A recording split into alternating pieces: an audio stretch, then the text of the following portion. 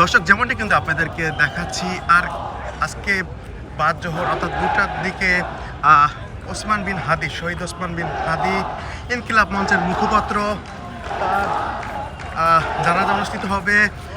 সকাল থেকেই তার যারা ভক্তবৃন্দ রয়েছেন অথবা যারা রয়েছেন তারা কিন্তু এই মানিক মিয়া এভিনিউতে আসতে শুরু করেছে, আপনাদেরকে আমরা যেমনটি দেখাচ্ছি।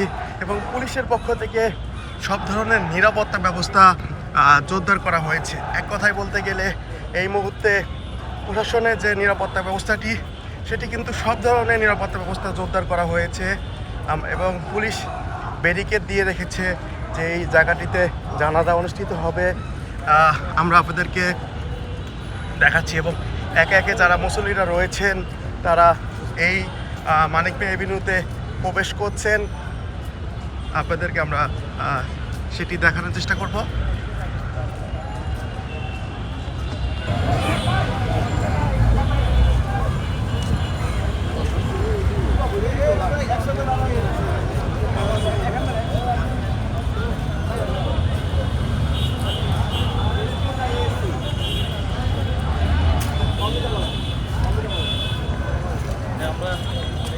আমরা এখান থেকে আবুকর ভাই দাঁড়াই মেশিন দিয়ে যাবো।